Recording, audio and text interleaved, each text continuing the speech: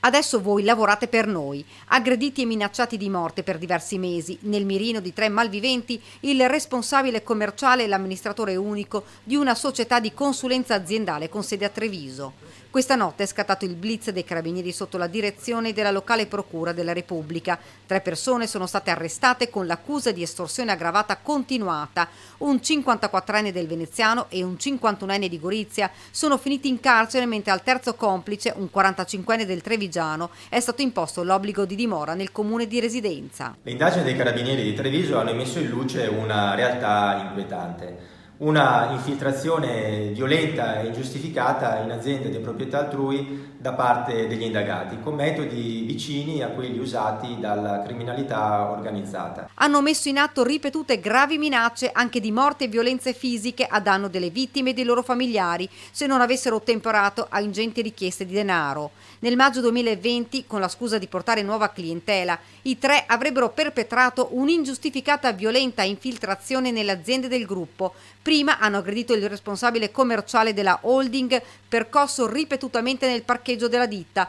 poi si sono letteralmente impossessati delle aziende. Gli arrestati, con la scusa di recuperare una somma di denaro di un terzo soggetto, ora indagato, hanno letteralmente espropriato i legittimi proprietari delle aziende prese di mira e hanno agito come fossero i titolari, ordinando pagamenti e impossessandosi di qualunque cosa fosse alla loro portata. Non solo li costringevano a consegnare rilevanti somme di denaro, ma si sono appropriati anche di beni e autovetture di lusso, una decina intestate alle società in questione. Per mesi e mesi hanno obbligato i titolari e i dipendenti a subire la loro presenza giornaliera presso gli uffici delle ditte, un incubo per le vittime e i familiari, fino a questa notte, quando i 3 sono stati arrestati. Secondo gli investigatori, l'obiettivo degli indagati era quello di sfruttare al massimo le potenzialità dell'intera filiera societaria per ricavare a loro vantaggio elevatissimi guadagni e di avviarla poi al fallimento una volta svuotata del patrimonio. Il danno subito dall'azienda è stato quantificato in più di 1 milione di euro.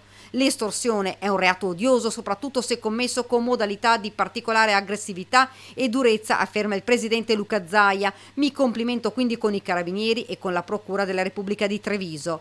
La vigilanza delle forze dell'ordine è la maggiore sicurezza per le nostre imprese, che mantengono così il successo competitivo di un territorio, ha commentato invece il presidente di Union Camere Veneto, Mario Pozza.